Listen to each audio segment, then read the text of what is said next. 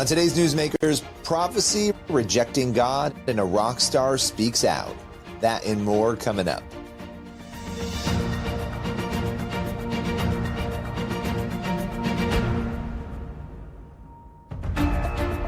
Welcome to Newsmakers, a show where we go behind the headlines each and every week to bring you interviews with pastors, entertainers, politicians, and other notable news figures.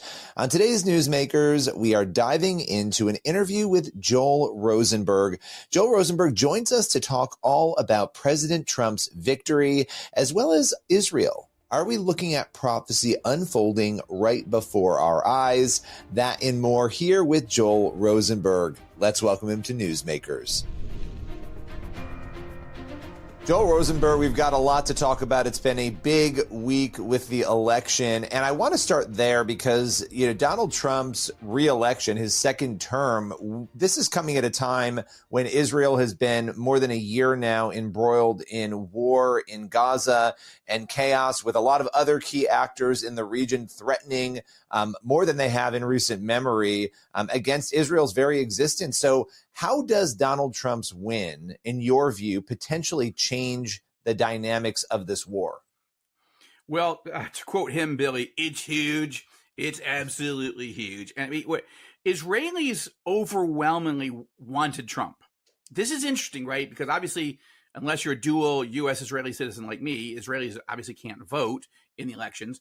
They know, all Israelis know, that the elections were going to have a huge personal impact on how this war is finished, whether it's actually won, and what our security and prosperity is going to be in the years ahead. So, the poll released by an Israeli television network just on the Sunday before the elections showed that 66% of Israelis wanted Donald Trump, and only 17% wanted Kamala Harris. That's astonishing because, this wasn't a 51-49, right? This is after the the Kamala Harris closing argument. Trump's a Nazi, Trump's a fascist, Trump is Hitler, like all his people are garbage. That's a good point. That's actually a really good point, that closing argument. Wow, I hadn't thought about that. Israeli Jews and Israelis generally rejected that, but it was clear in Israelis' minds that they would get a better deal, that they'd be safer and more prosperous if Trump was in power. So there's a lot of not only rejoicing, but relief here as well. When you look at what is happening, and this is a tough question, but you get these questions all the time, and you look at October 7th and the events that have followed and what is happening in the region there now, prophetically, what goes through your mind? Are we watching things that feel prophetic to you? Are we not? Just reflect on that a little bit. In terms of prophecy, it's interesting, Billy. So at All Israel News, which is the news site that I run here, allisrael.com, as well as on my TBN show, The Rosenberg Report, I've been dealing with this from time to time, right? Because that is the number one question I'm getting asked. How do you put the current moment in, or can you put this in a prophetic context? And if so, how, right? So here's the short answer. I would say, number one, we're definitely in a birth pang. Right? Jesus speaks in Matthew 24 that there's going to be contractions and releases, moments of wars and rumors of wars and kingdom against kingdom, nation against nation, as well as earthquakes and famines and other disasters. Those are contractions. And just like when your wife gets close to delivering the one you want, right? The person that you've been waiting for you want that person to arrive. As you get closer, the contractions are longer and more painful, and the release moments are shorter, right? And you're catching your breath, and then you're going right back into the next contraction. Israelis on October 6th of 2023, we were living in a release. And then we entered on October 7th, the greatest contraction and the longest contraction that we've been through so far. I think the seven-front war that Israel is facing now from enemies from seven fronts, this is a contraction. So I think that's the most important way to think of it biblically. There's one other, and I would say Amos chapter 9, verse 9. The Hebrew prophet Amos received a word from the Lord, and that was that the Lord said, I will shake the whole house of Israel among the nations. I don't believe Israel's under judgment. I believe God, in other words, God didn't send this enemy, but God sovereignly allowed it. Why? To shake us, to help us realize that most Israelis either haven't read, don't remember, or don't care about Psalm 23, in which David, our greatest king, told us the Lord is our shepherd, right? And so most Israelis don't think of God as the shepherd, if they even believe in God at all. The problem with that is you don't need the shepherd just to feed you. You need him to protect you. And if you think there isn't a shepherd, if you think you don't need a shepherd, if you think the shepherd is impotent or he's mean or he doesn't care, your problem is you don't seem to understand the rest of Scripture, which is warning you that there are ravenous wolves trying to devour and destroy you. And that's what happened. Israelis forgot temporarily in their feeling of security. We forgot as a nation that there are ravenous wolves trying to destroy us. It seems astonishing to think, how could you forget that? You're Jewish, right? Yes, but it shows what a moment of release, of security we felt like we were in. But I think this is a wake-up call. I will say one last thing, and that is, I believe that the Palestinians of Gaza are going through a judgment, a biblical judgment. The Abrahamic covenant, Genesis 12, 1-3, is clear. God says, I will bless those who bless you, and I'll curse those who curse you. Now, if you curse Israel every day for 76 years, and you elect a genocidal government, even if later you don't want that, but what are you going to do now? And so this is, I believe we're seeing a judgment. Doesn't mean God doesn't want to show mercy. Also, we need to pray as Christians. Who else is praying for the Palestinians? We need to be. We need to show compassion. But there's a judgment going on from 76 years of hatred, hostility, cursing, and now, an attempt at genocide against Israel and the Jewish people. That's incredible. Well, I appreciate you sharing as always, and looking forward to having you back again very soon. Great to be with you. God bless you, Billy. You can head on over to allisrael.com for Joel Rosenberg's reporting on Israel and the Middle East. We'll be right back in just a moment with more Newsmakers.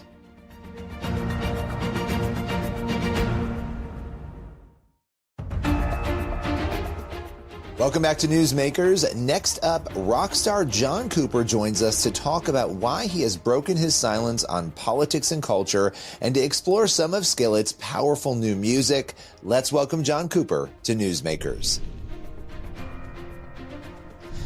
John Cooper, what is it like, let's just go right out of the gate here, to be one of the best-selling rock bands of the 21st century? What does that feel like for Skillet? Well, Billy, I'll tell you, it's good to see you again, man. I would say, I don't know what you're talking about, but I guess if I look at the numbers, we have sold a lot of records, but I still don't feel like one of the biggest selling rock bands. I'm just shocked. I think I probably said this to you before. Can't believe we're still playing music. I'm shocked. I'm blessed. I love playing music. The fans have just been with us, and I think that's why we're still around, because it's word of mouth. It's fans that are just deeply loyal, and they get really excited when new music comes out and they tell their friends. That's always the way Skillet's had our career, and it's still that way. And I'm very excited. And I think that we need music. The 2020s has been so volatile. There's only a few things that everybody can share together. It's like sports and music is like some of the only things that people like cross political aisles for, or religious circles or whatever. We need that. We desperately need it in America, and music helps people. And so I love it. So thankful to be playing music still. No, I love that. And, music and meaning, right, are two things. Like, over the years, in like the 90s, the 2000s, I started getting frustrated, even as a younger person, listening to music, because a lot of it lacked meaning. There was no message. It was really sex. It was really, all these things that didn't matter.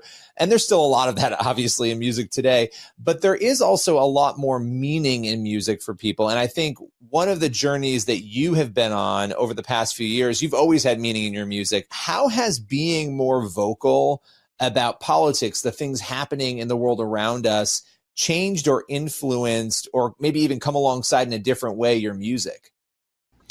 Yeah, it's really weird. I never thought that I would be somebody that would, be speaking about culture issues. I've always talked about my faith, and at the concerts and an interview, and people ask, or if I meet people, I always talk about my faith in God. But I think that what happened was that the world got so crazy that I truly thought, if we don't speak up now, I don't know how long we're going to have to speak. And that might sound to some people, probably not your audience, but to some people that sounds extremely like extremist, alarmist. We're going to lose our republic, but it was really feeling that way. 2020 was a scary time. And I was looking at the level of what I saw to be tyranny, propaganda, and cancel culture, shutting free speech down. And I started looking at it, and it just got worse and worse and worse. And I just kept thinking, man, this reminds me of other things I've read in history, when you begin to have state-run propaganda just creating new reality. It's not true, but it's like a new false reality. And now you're not allowed to speak. And I just thought, I think I just have to do that, because I have been singing about this for a long time. I've been singing about standing up for what you believe in. The right to speak your mind. I'm about as close to a free speech absolutist as you can possibly get. I love free speech. I think it's wonderful. It's wonderful for the gospel, because we can speak the truth of Christ without recrimination from the government. What an incredible blessing to live in America. This is unbelievable. I mean, 1,000 years, people wouldn't have believed these kind of things were possible, right? 1,000 years ago. So I've been singing about these things. Stand up for what you believe in. And now it's like time to put your money where your mouth is. You going to do it? Or are you just going to sing songs about it and say, I'm ready to die for the gospel, but I don't want to get made fun of? I said this to my recent, I'm like, you're ready to die for the gospel, but you won't lose a church member over it.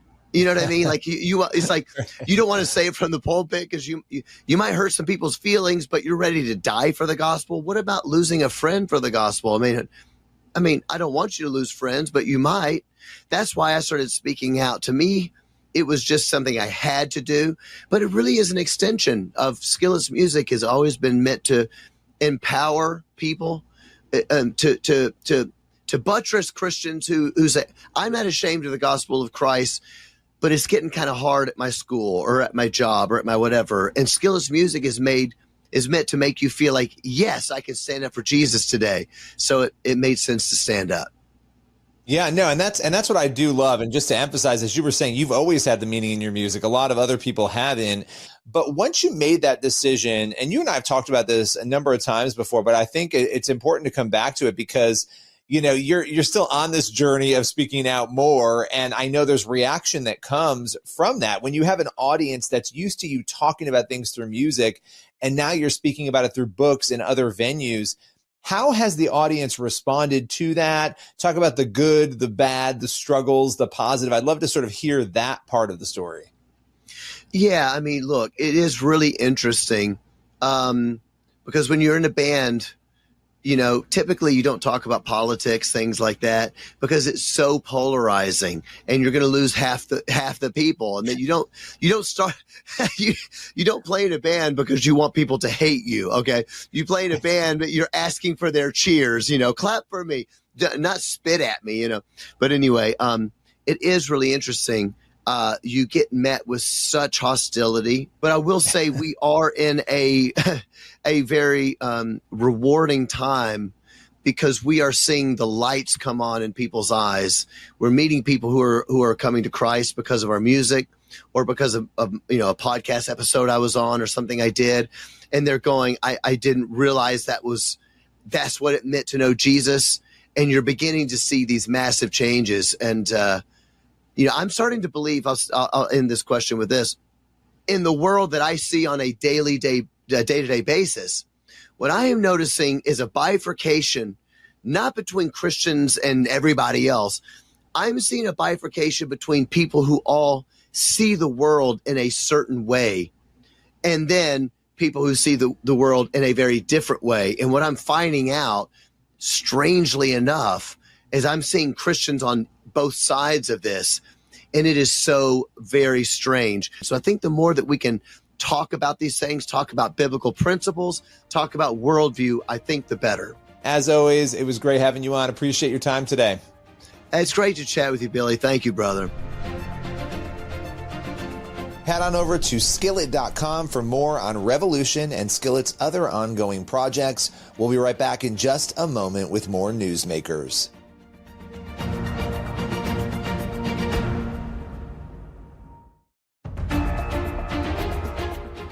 Welcome back to Newsmakers on the CBN News Channel. For our final segment, we are sitting down with veteran researcher Dr. George Barna. He joins us to talk all about culture right now, but in particular, why he believes America's massive mental health problem is actually potentially rooted in a spiritual crisis. Let's welcome Dr. Barna to Newsmakers. Dr. Barna, your American Worldview Inventory 2024, lots of intriguing data in this, but one of the big things in the most recent release of data here is that you're looking at the hundreds of thousands of Americans who are spending a lot of money on drugs, mental health solutions, dealing with mental health elements. One of the arguments is that some of these people, and of course not all of them, but some of them might be actually treating the wrong problem. That's the way that you've worded this. Can you explain what that means? Yeah, Billy, we're in a situation where the best estimates that we have are that about 1 out of every 4 adults has some kind of diagnosable mental illness. There's a wide range.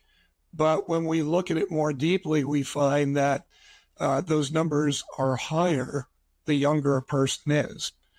So as you dig into it to try to figure out things like anxiety, depression, fear, suicidal thoughts, OCD tendencies, addictions, when we look at all of those, what we find is that often what may be happening is that it's not that they have some kind of chemical imbalance or physical issue that's causing that what appears to be a mental illness. What's causing it may be their belief structure, their worldview. And if we were to address some of their core beliefs, some of those things, the anxieties, the stresses, the depression, might well go away without having to have prescribed pills or hospital stays or ongoing counseling sessions. Some people need those, no doubt about it. I'm not trying to say it's all silly. No, that's not the case. But I think often what happens is because counselors across the country, a majority of them, don't really consider spirituality and faith as part of a person's mental health. What they do is they just go to what they know, which is, you know what, we can't figure it out, so let's prescribe pills, or let's just keep talking about it, or let's send you to a hospital, whatever it may be. And a lot of times that's really not the best solution.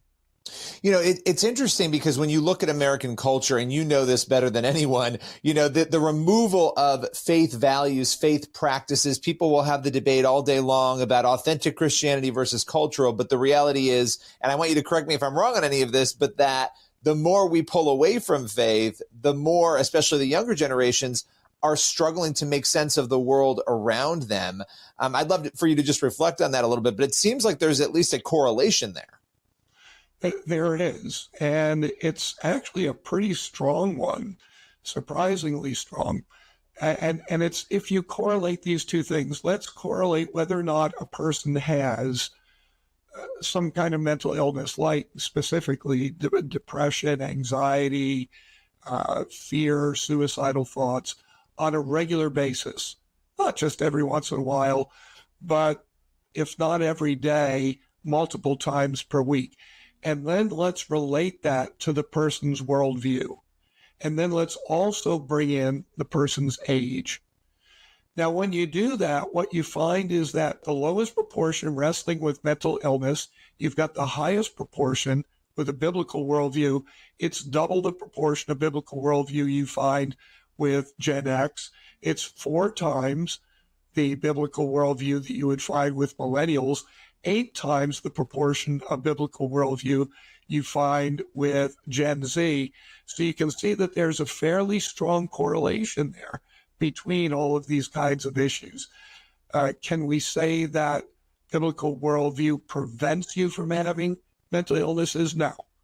but we can say that it appears that it severely or significantly diminishes the probability that you're going to have those issues. We have to go in just a minute here, but I have to ask you, and I always love talking to you because I could talk to you for hours about this. I find it fascinating.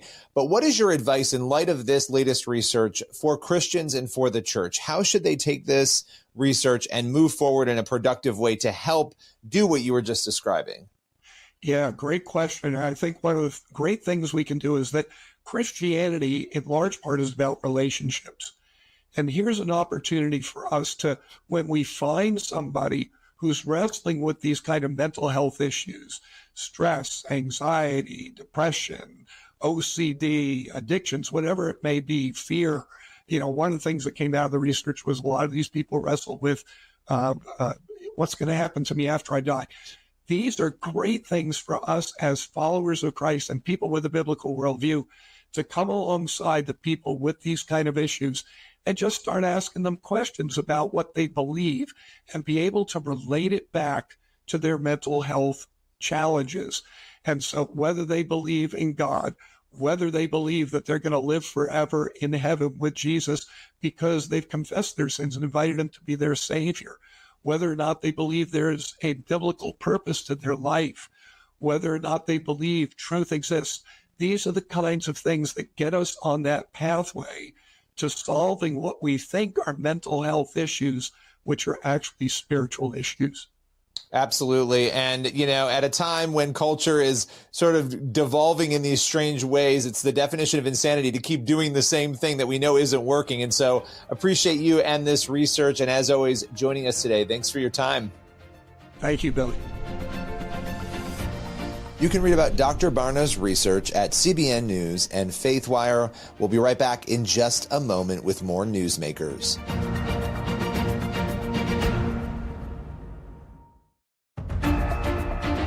That's all for Newsmakers. Thank you for watching, and be sure to head on over to the CBN News YouTube channel for the full interviews you saw on today's show. You can also head on over to the Newsmakers Daily Podcast. You can find that wherever you listen to podcasts. As for this show, we will see you again next week.